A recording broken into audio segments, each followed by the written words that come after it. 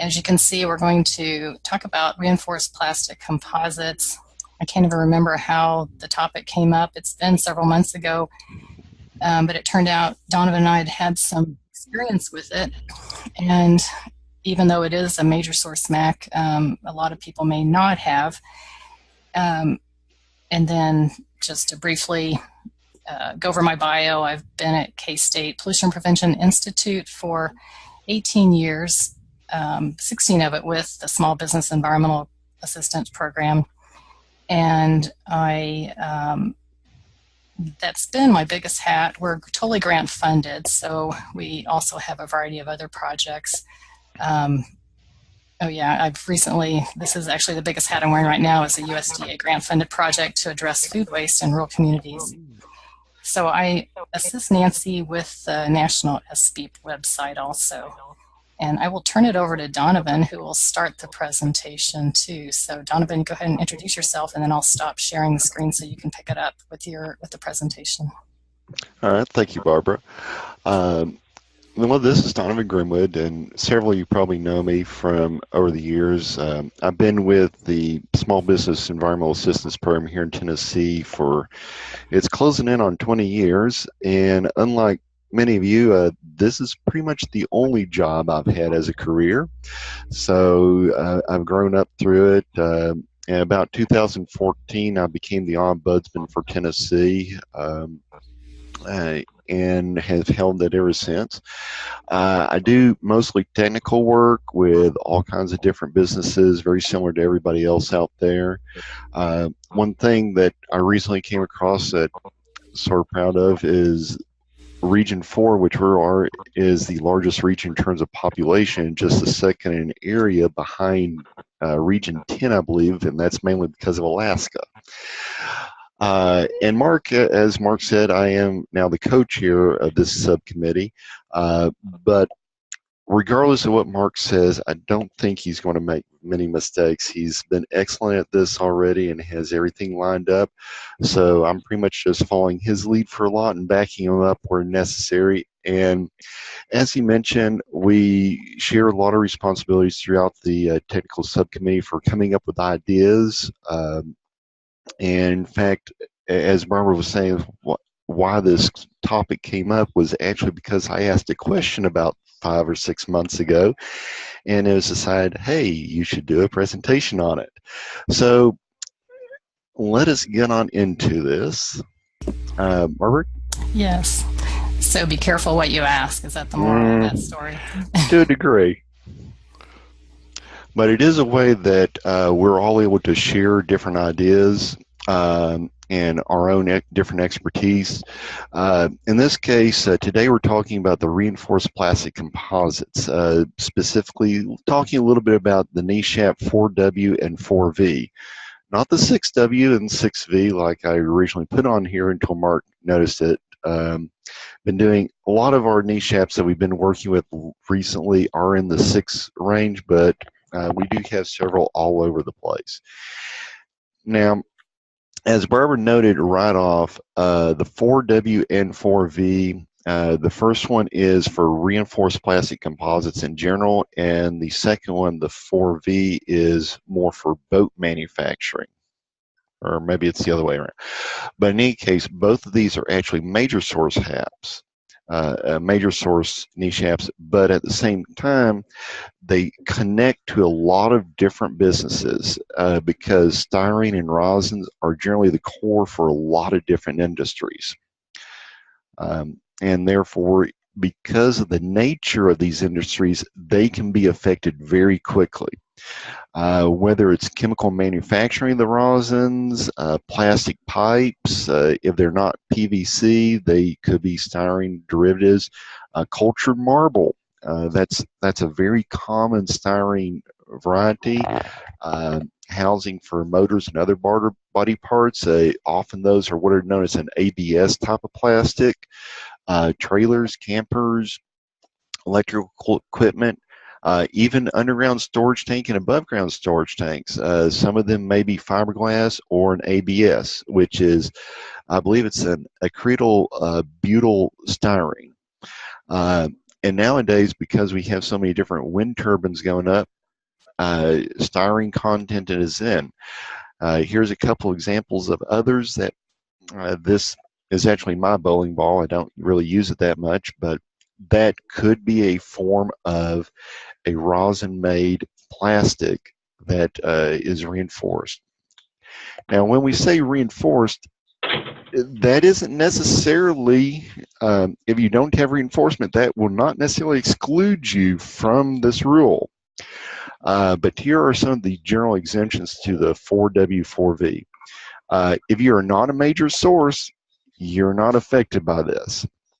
If you only repair items that you do not actually make, I'll touch back on this again, such as you're patching a boat hull, this also doesn't affect you. Research and development and using less than 1.2 tons per year of rosin in the gel coats. Now that's combined. So if you use just about 1 ton of one and 0.1 of the other, then you're okay. But most people, if they're producing, they're going to use a lot more than that of rosin and gel.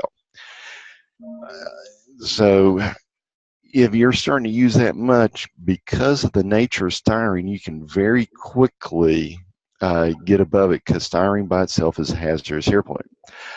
But the thing about styrene is, though it's counted as a volatile organic compound, you cannot use that content to determine how much is being emitted, because if all the styrene is emitted, then the facility does not have a product, because their product is going to be made of that styrene. So let's get a little bit into that. Here are your components of a reinforced plastic composite. Of course, the main part is going to be your rosin, and that contains the primary point of the styrene, and that makes it the body of the object.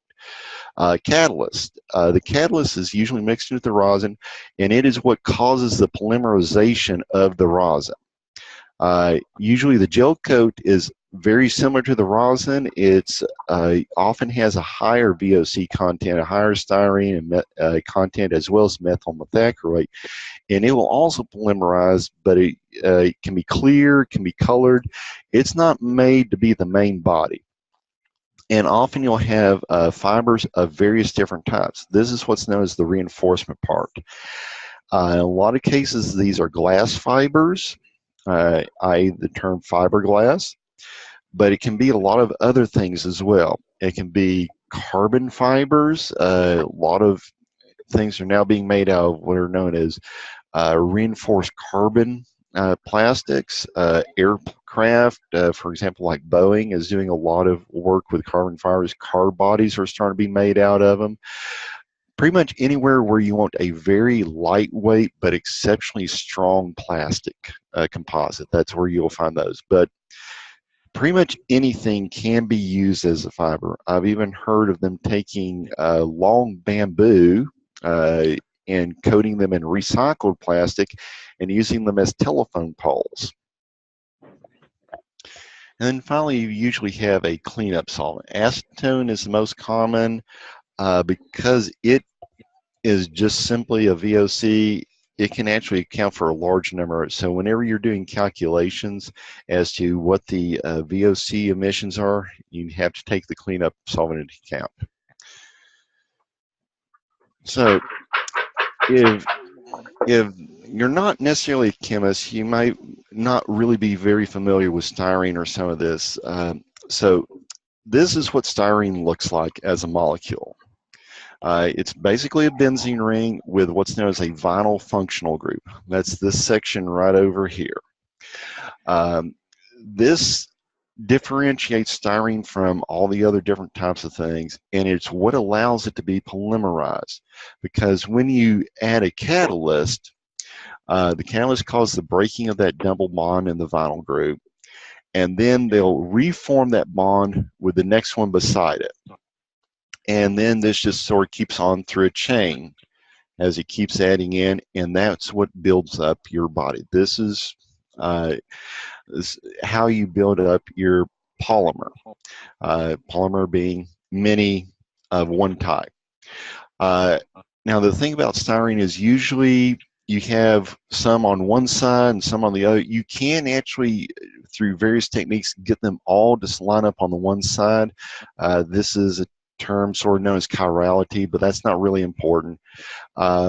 It just, in some cases, will change the characteristics of what the polymer, the plastic is. Then you'll also have other functional groups on here, and that's where you start getting to your acrylobutyl styrenes. You can have epoxides, which are a little bit different. You may or may not be associated with styrene, but there are various things that you can stick on this benzene ring in addition to the styrene that'll change the properties. All these are considered sort of a thermoset rosin plastic, meaning they'll can be activated by heat. They will potentially change properties to it. Some of them can be made for high temperature. Some of them are designed more for low temperature. Again, like I said, whatever you stick on here can change those properties.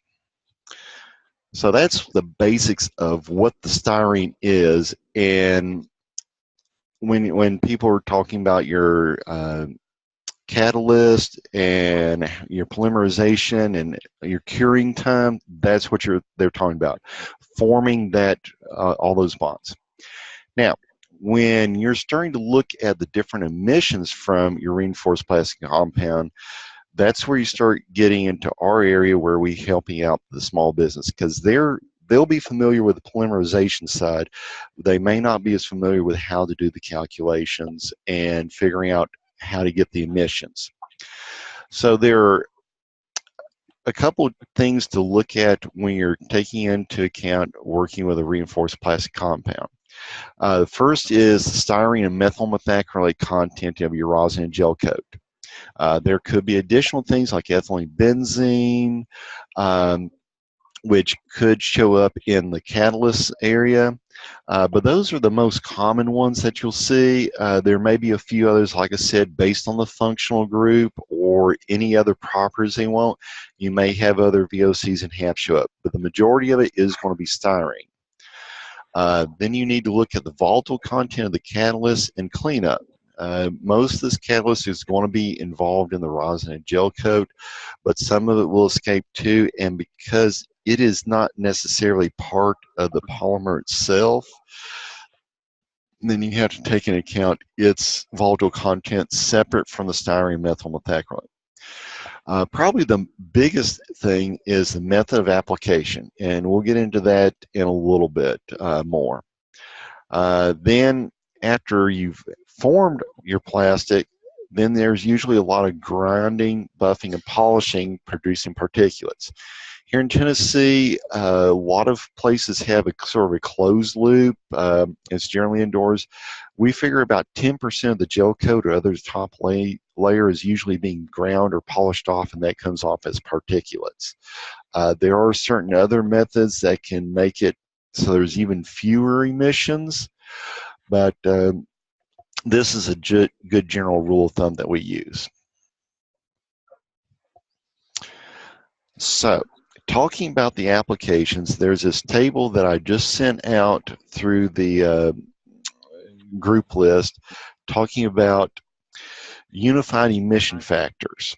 The unified emission factors is a table that uses a couple of different calculations based on the method of application and the styrene content of the rosin or gel coat. And once you know the content and the method of application, using the table, you'll find the pounds of styrene or methyl methacrylate per ton of rosin or gel coat emitted. It's a real nice setup table, and say it's usually between 33 and 50%. Now, if you go under or over, there are different formulas based on the method of application. And once you determine how much you're using, then you can calculate the emissions through that. So this right here is the table that I was talking about. As you can see, we can have either manual, mechanical atomize, or various other different methods. Across the top is your styrene content, as I said, from 33 to 50%. So if you have 36% styrene in your rosin and you're doing a manual application with rollers or paint brushes even, you may only be emitting 100 pounds per ton of rosin. Now this is going to be more common in where somebody has an open mold and say they're pouring cultured marble for making countertops. If they have a larger area, they may use mechanical atomized or even non-atomized. Now you may notice a couple of these are vapor suppressed rosins. For them, they have a completely different formula. Some rosins are designed so that it will not emit much vapor. There are specific things put in the rosin to either help polymerize faster or otherwise prevent the styrene from forming a vapor. They could change the vapor pressure of the rosin in general. So there's actually going to be a lot fewer emissions from that. Therefore, less styrene. So you have a much wider range of amounts that you can use before you start getting into major source category. You notice there's a little bit different down here for the gel coats, much higher content. As you see, they usually have a higher styrene emissions just because of the nature of what the gel coat rosin is. It's designed to cure fairly fast, therefore it will have a lot of emissions. That's also where you'll find your methyl methacrylate, which is a slightly different table. Now, if you happen to go either above or below, then you will have these formulas. These are formulas that are actually found in the rule itself. Now, that being said, this table is only good for open molding. It would not necessarily work for closed molding, protrusion, extrusion, or a couple other different methods.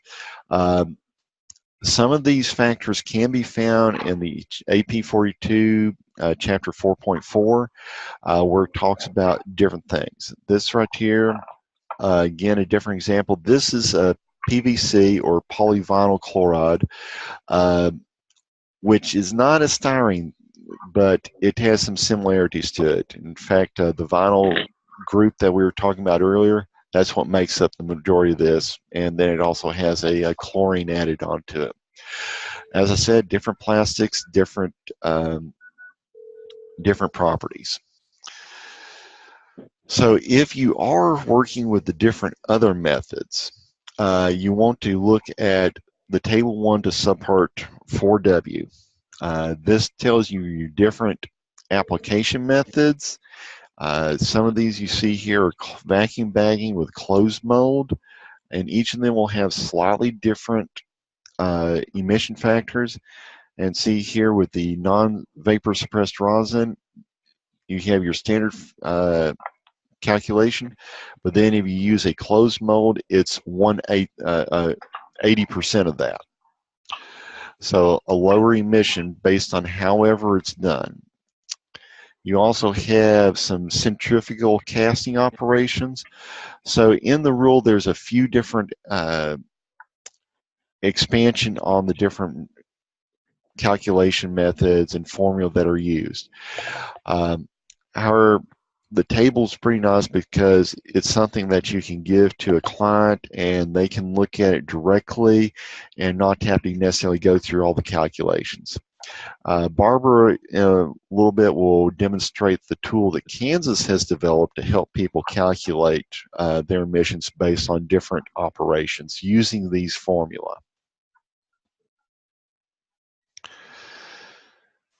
So as I said, with the application methods, they can have a pretty large effect. Manual is probably going to be one of the more common.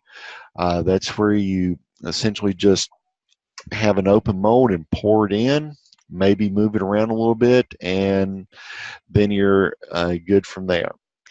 Mechanical atomize is another very common one. This is often where you have what's known as a chopper gun.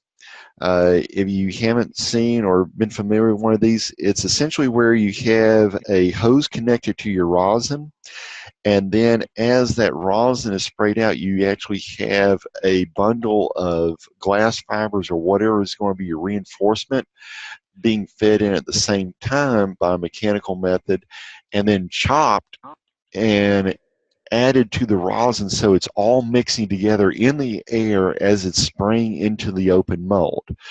This is a common method for how they make boat hulls, but also a lot of other things.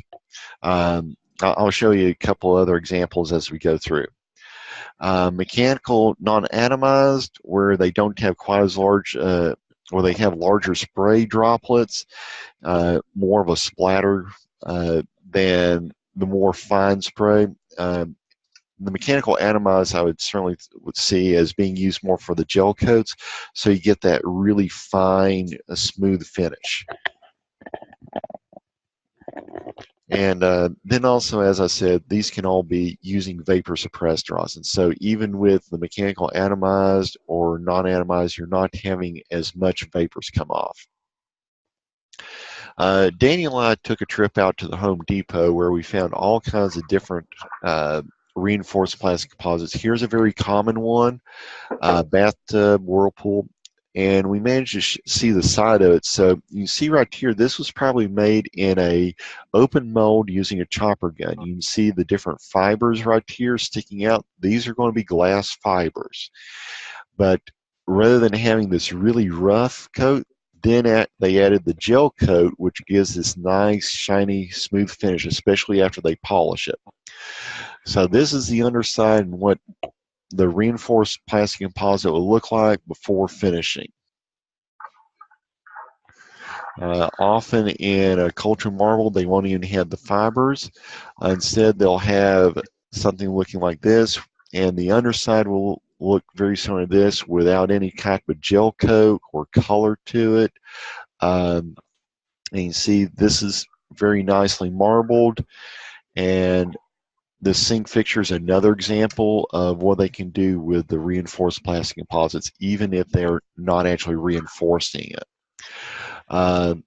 This sort of demonstrates a couple of the gel coat applications. Manual again, possibly they might use it with the cultured marble, controlled spray, and non-atomized. So again, you have that nice smooth finish. For something that was in an open mold, I suspect they probably have a controlled spray of some type. So it'd be very similar to some of the auto body or other spray coating operations, but in this case using a rosin that polymerizes and bonds really closely with the substrate of the plastic composite.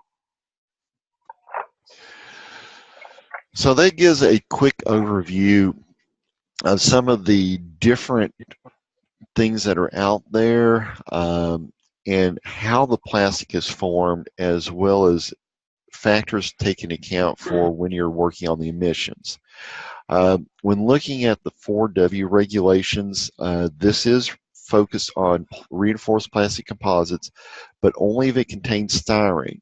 If you're getting into an epoxide rosin, like you might find with carbon fiber reinforced plastics, it does not cover that because it doesn't contain styrene. But if it does contain styrene, it may be affected by 6W. Now again, as I said, 6W and 4W and 4V are purely for major source HAP emissions. There is some crossover between the two. If you find a facility that is doing, say, both sinks and boat holes, then both rules will apply. And each separate section of their business that is working on that may have slightly different regulations that they have to be aware of. So for the boat hull, they'll be working under the boat manufacturing rules. For everything else, it'll be under the 4W. This rule has been out for quite a while, so anything after 2001 is considered a new source. So now the reason that we bring this up is because a facility that is dealing in plastic composites, and there's a lot of different types of them with all kinds of different operations, they can very easily get above 10 tons of styrene, which, because it's a HAP, if they're above that 10-ton point, they'll be considered a major source very quickly. And since the plastic makes up what their product is, there's not many ways for them to use a substitute for it. Unlike with, say, 6H, where we're looking at paints that contain certain metals, and those metals can be taken out and we still have a good color, you can't necessarily take the styrene out of the plastic and still have something that works as well. Here in Tennessee, a lot of them will take hourly limitations to avoid being considered a Title V source based on their potential to emit. Because once they get above that 10-ton range, then it becomes a lot more difficult, and these rules are effective, start affecting them. And we'll talk about what that means in just a little bit. As noted, there's a lot of different operations. Open molding is the one that I see most common, especially in a small business. In part because when you start getting into some of the larger ones, then you start having more equipment and more technical expertise at a level because of the amount of equipment that are in. Open molding, you pretty much just need a wooden form and a bunch of rosin, and then you can start making countertops. Or a different type of open mold and a chopper gun, and you start making bow tools. Yes, there's a lot more involved in it than that, but that's the beginning of the basics. Closed molding is probably the next most common that you'll see. After that, they become a little bit less common, and you start looking at your larger businesses, but those are the ones that are most likely to be affected by these two different rules. Now, as noted, this rule does affect a lot of different operations, but it also affects the milk mixing, equipment cleaning, your storage, and repair of the parts. Now, earlier I said that the repair of parts was excluded. What this is referring to is if the company makes the part and then has to repair it, it falls under them because it's the part they made originally. If they did not originally make the part, then that's technically excluded. But if they made the part and then have to repair it at some point, it is not excluded. So working with compliance, they have to comply with different emission limits, find the applicable emission factor, as we talked about with those different formula. That's how you find out what your emissions are. Compare with establishment limits, which we'll talk about in just a moment. And then you usually have to go through a 12-month rolling average. In Kansas, they use an emission averaging. Barb will talk a little bit more about that in just a moment. And then there's also different work practices based on the type of operation. So as noted, there's a couple of different other tables in the 4W to be aware of. As we said, based on your different type of operation, then you have different emission limits. Sometimes people may have to use a vapor suppressed rosin to be able to meet these emission limits. But as you see, based on the different types, especially when you get a gel coat, you can have almost half of your gel coat come off as an emission. See here with the fire retardant gel coat, we have 854 pounds per ton of emissions. So that means almost 50% of that gel coat is coming off as an emission. And since the majority of that poundage is going to be styrene, you can see how quickly, with just say 20 tons of rosin used per year, you're almost already a major source right there. Again, different operations, different applications, they'll have different emission limits. Some of them are a lot lower than others, especially, say, pultrusion or continuous laminate. Those can have some pretty low limits. But if you're doing a lot of work, it adds up very quickly. Here's a couple of the addendums to that table. So that is the basics of the reinforced plastic composites, and a quick overview of the two different rules. Since they're so similar, we just pretty much talked about them as one. The boat manufacturing will have slightly different sections in there, but for the most part, you can use pretty much the same between the two.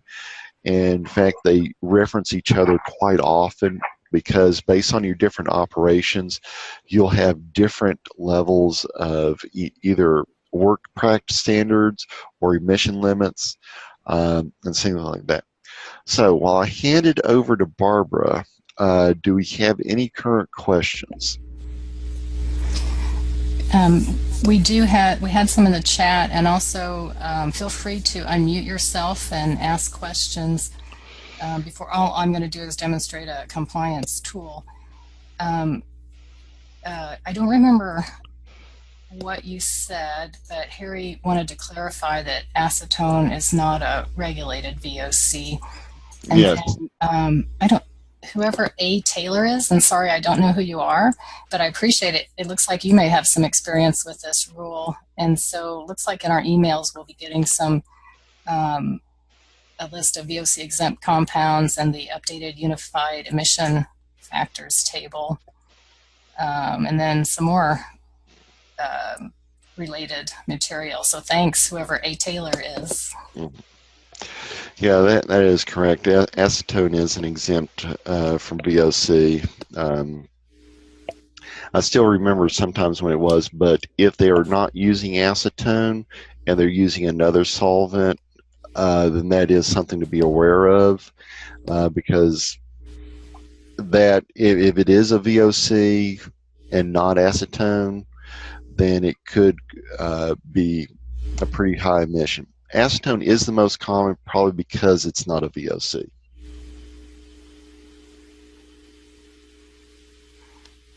I agree. I've seen acetone used quite a bit for cleanup. Yeah. At these sites.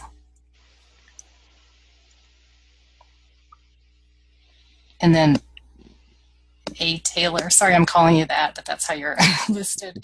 Did you want to add any comments?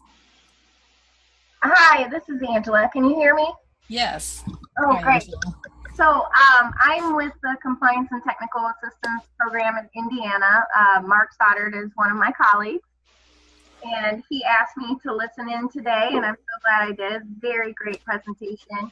But yes, we have a lot of these in the state of Indiana, and so we're looking at these all the time, and acetone is the most common. Even though technically it is a VOC, it's exempt, it's not regulated as such. And so we have that most current list, which is still pretty old. And then we use the Unified Emission Factors table. The most recent version was updated in 2009. And I sent those documents over to Mark to share with you guys because I don't have everyone's contact information, but that is included in that American National Standard for estimating those emissions from the open molding processes. Excellent. Thank you about that, Angie. I hadn't been able to find an updated copy of it. Some of the links I had to the association, they've moved it from where it used to be linked, so I've been trying to update that, but I hadn't found it, so thank you for sending that out. My pleasure. Mark will send that to everyone, and then I'll also follow up with him with a working link to that so you can point to it later. Excellent, thank you. Oh, and Angela, I was wondering, in Indiana, have you found this regulation affecting smaller businesses? We have a bit. Typically, they try to limit out of it, or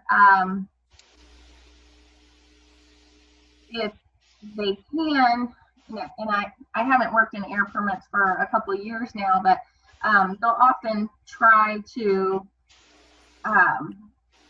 use styrene or resins that have a lower styrene content in order to limit out of these federal rules.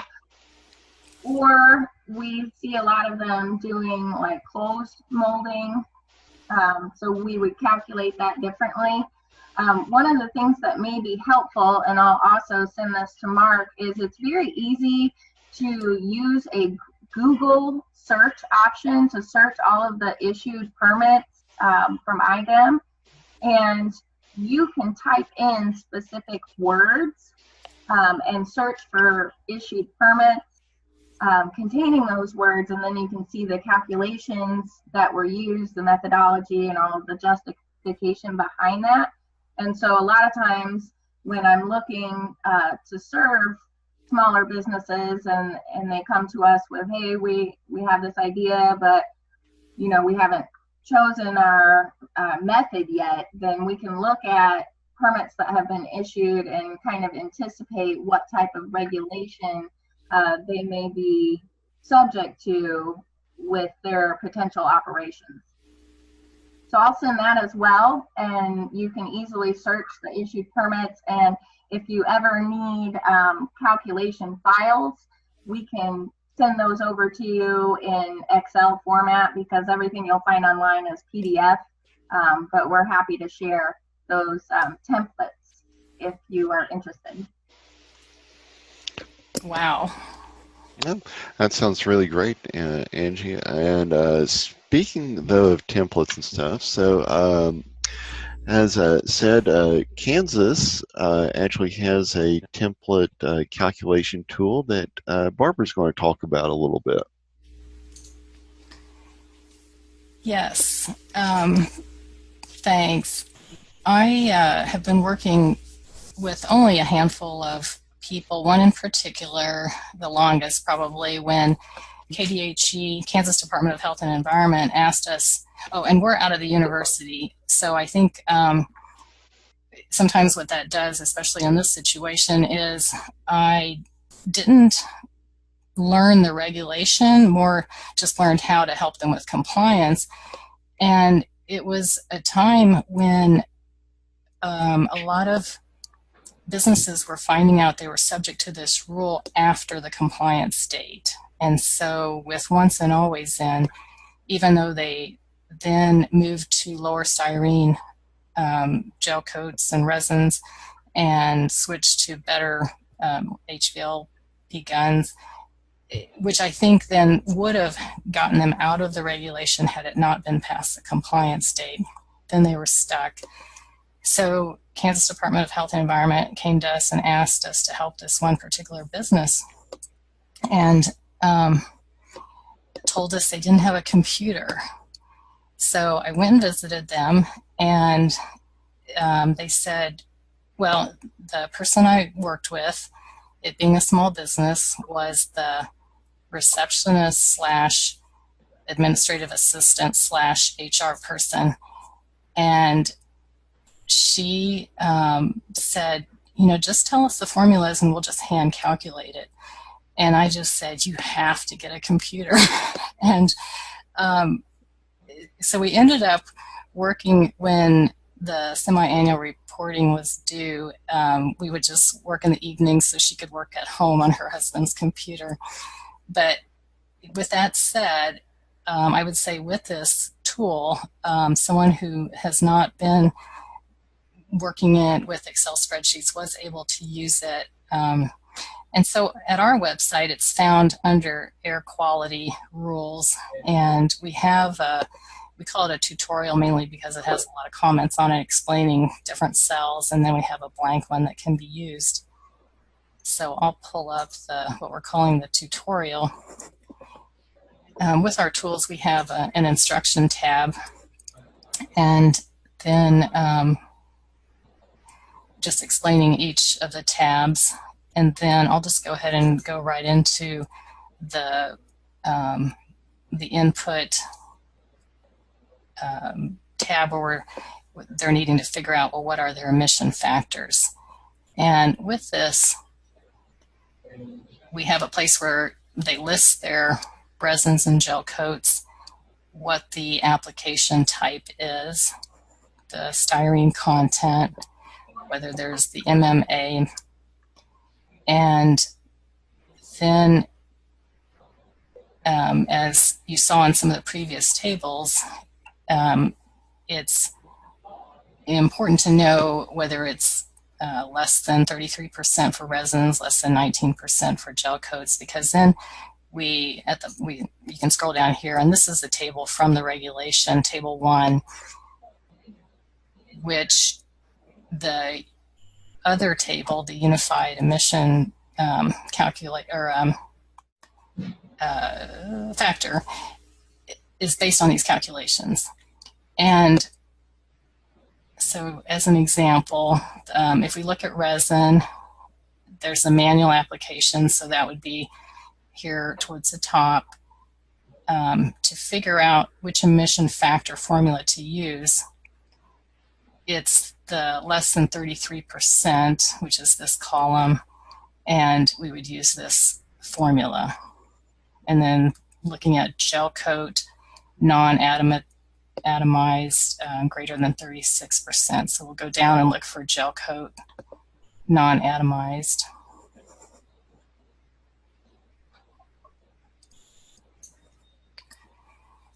So here is non-atomized spray gel coat application, and there are two formulas, one less than 33%, one greater than 33%. So we would use the one on the right. So then with that, we calculate an emission factor, and it's pounds of styrene per ton of gel coat or resin used. And then these emission limits come from Table 3 of the regulation, which Donovan also showed. And so we just pick the emission limit and put it in the table up there.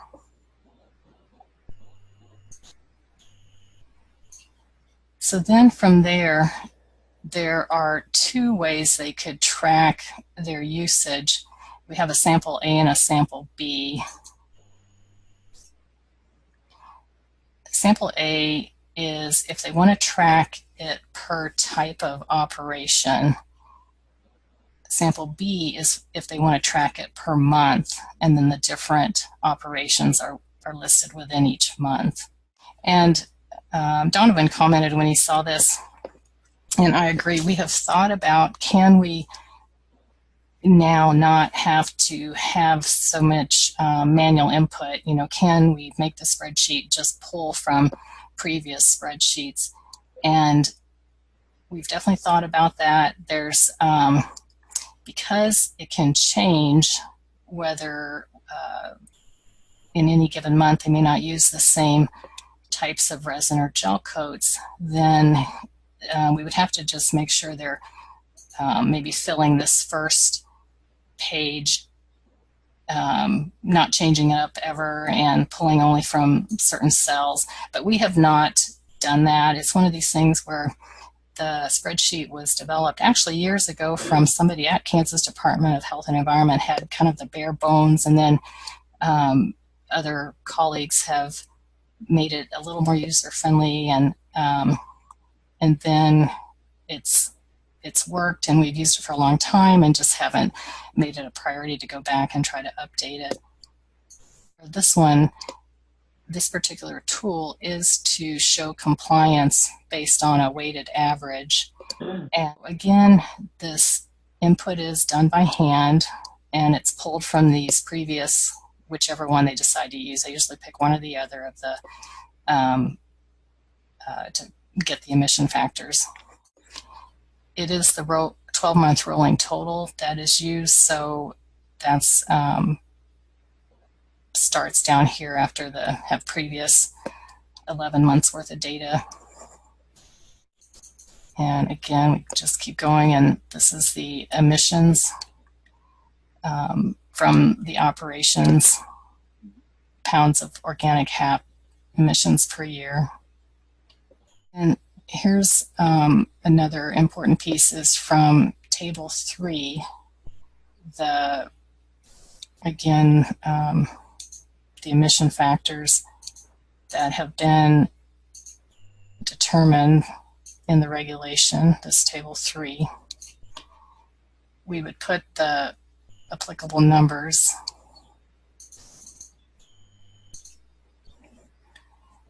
here in this part, and those numbers are used to come up with the weighted average. And then there's a calculated actual weighted average, and so these two numbers are compared, and as long as this is less than the weighted average of the EPA emissions, then they are in compliance. Well, very interesting, Barbara. Yeah, we usually, when I'm working with a small business, since I'm not getting into the level where they might be affected by one of the rules, I don't necessarily track whether they're in compliance based on the weighted limit, but I can certainly see where that's very useful on that. So it looks like a very in-depth and comprehensive tool. And it could be simplified. It's like I said, it works, and we just haven't, there's just other priorities, and haven't taken the time. So thank you, Angela. I feel like that's a compliment coming from her, because in the chat she said it's wonderful. Knowing that you have a lot of tools, I'm anxious to see what you have, so that's great. But as Barbara touched on, these businesses can range anywhere from a small business that may not have a computer or a lot of technical expertise in that range. As with all businesses, they're going to be experts in what they do. It's up to us to help them on some of the other technical aspects that may be outside of their area. But I've been out to a couple of different places. One of them was essentially a 100-foot long sheet metal shed that might not have had all the panels in because they acted as doors, using wooden forms for making reinforced plastic countertops, to a couple of more higher tech and or more detail oriented businesses making boat parts. Some of them you could hear, some of them were very well controlled. Some of them you walked into their office in the front room and you're almost knocked over with the styrene smell. So we had the whole range of businesses in here, but in general, if they can avoid being in the 4W or 4V, it will help them out overall, because as Barbara noted, once they get into the Title V range, then they'll be affected by this. There'll be different, they will have different limits that they have to comply with, in addition to, most likely each day will have different fees. I know in Tennessee there's a very big difference between whether you're a minor source and how much fees you pay to if you're a Title V source. So keeping them in that true minor or even conditional minor or major source, depending on the terminology used in your state, will make it easier and less expensive in the long run for the businesses. That is definitely the way to go. Yeah, if there's anyone considering starting a new business, that would be the thing to do, is just have them take the limits and avoid these complicated tracking tools that they need. Renee sent a spreadsheet from Minnesota. Oh, this looks great.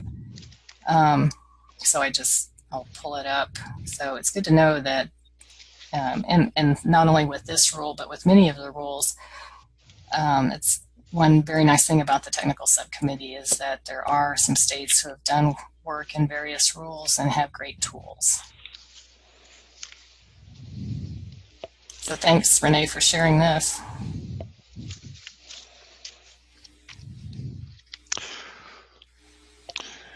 And I can send that website to everyone too. That's very nice.